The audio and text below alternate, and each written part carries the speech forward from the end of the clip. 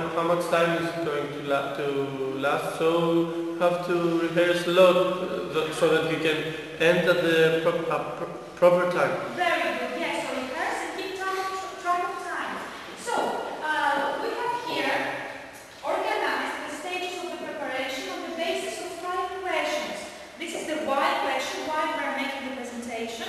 The who question, who your audience will be. The what question, what are you going to say? The how question, how you're going to present both yourselves and what you're going to say. And the when and where questions, when and where the presentation is going to take place.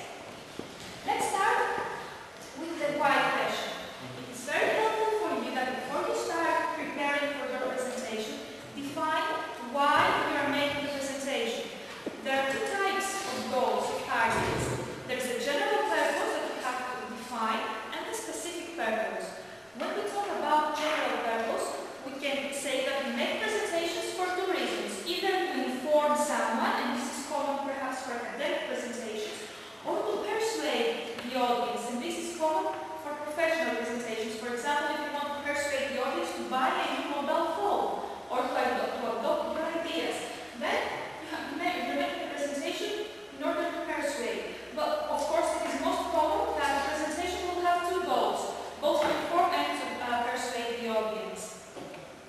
And let's see here some examples of what we mean about the specific purpose. You also have to define, apart from the general purpose, whether you want to persuade or inform the audience, you have to define the specific purpose. And this is the result that you want to achieve at the end of your presentation. And it will be extremely useful if you write it down in a short sentence. This will help you keep your mind organized and targeted to the particular presentation. I know this is challenging, but it will be very, very helpful to write a sentence summarizing your purpose. Here are some examples of purposes. We will say that we make a presentation in order to inform the audience about the benefits of using a particular system, or to tell the audience about new procedures, or to persuade the audience to support the project, or to persuade the audience to use our services, or to sell our company to the audience. These are all examples of specific purposes. Now let's go to the who question. Who will your audience be? And it will be very helpful again if you gather as many information as possible about your audience.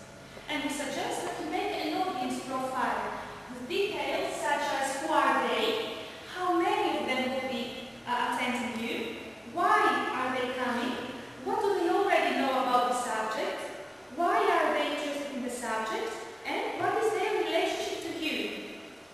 So tell me, why is it important to gather all this information? For example, let's take the second question. Why is it important for you to know how many people you're going to have in the audience? Why do you need to know the number?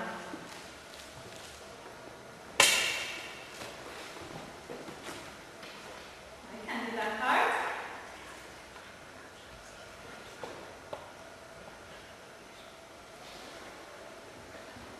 Yes? If you are having handouts, you need to know the number, of course. Because you need to prepare ahead of time. Yes, how many handouts you are going to give. Any other ideas? Or to think about whether you are going to accept questions during the presentation, or you're going to leave the questions for the end. Because if you have a large audience, you cannot ask them to interact you for the questions. So this will influence the time management you have. Alright, what about the next question? What do they know about the subject? Why is it important to know what your audience already knows about the subject? Yes? If your audience knows a lot of things about the subject, you can use some specific words about your subject.